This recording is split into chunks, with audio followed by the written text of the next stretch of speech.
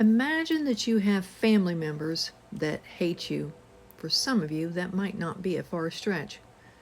They hate you so much that they plan on killing you. But then they decide rather than killing you, they'll sell you into slavery. As a result of being sold into slavery and some lies that are told about you, you end up in prison. But then you gain favor with someone that's in power, and that person gets you out of prison and puts you in a position of authority. And then, one day, those people that planned on killing you and sold you into slavery end up standing in front of you. What do you do? That's what happened to Joseph.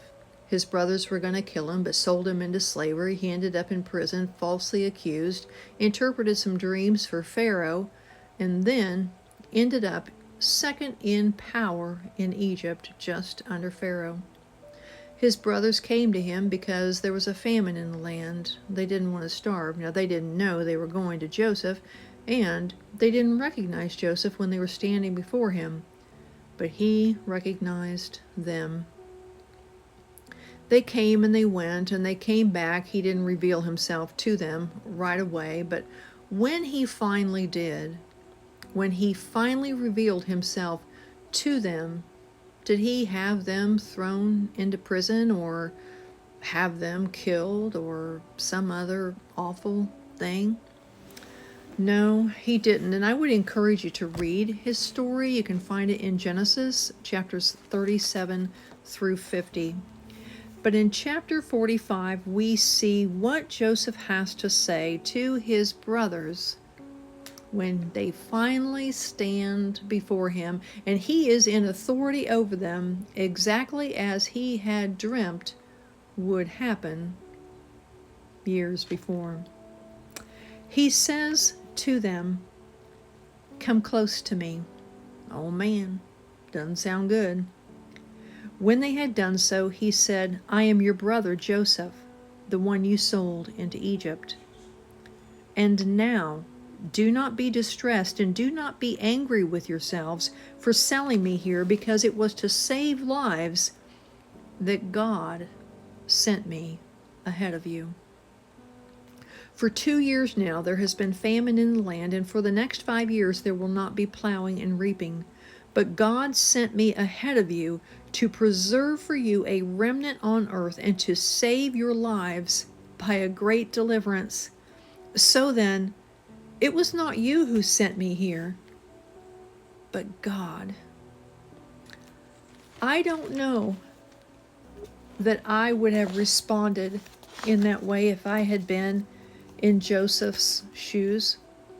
I mean, can you imagine thinking all those years of the revenge that you would get someday, as many of us would? Or would we trust God enough, as Joseph did, to know that wherever we're at, no matter what's going on in our life, the good, the bad, and the ugly, God is sovereign and in control and has promised his children that he is going to use whatever comes for the good. It ends up Joseph's entire family comes to Egypt. That's how the Hebrews ended up in Egypt, in case you've never read that story. Joseph was the first one.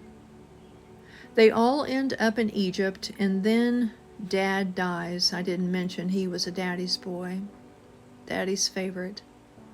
And then the brothers say this. When Joseph's brothers saw that their father was dead, they said, "What if Joseph holds a grudge against us and pays us back for all the wrongs we did to him?" See, they thought maybe he was being nice because of Dad.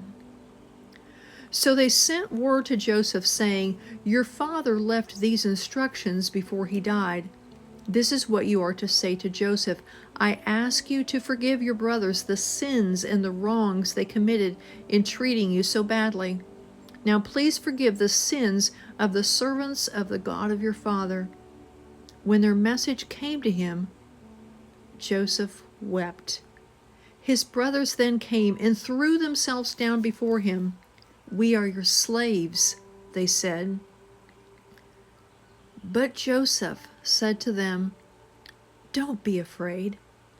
Am I in the place of God? You intended to harm me, but God intended it for good, to accomplish what is now being done, the saving of many lives. So then don't be afraid.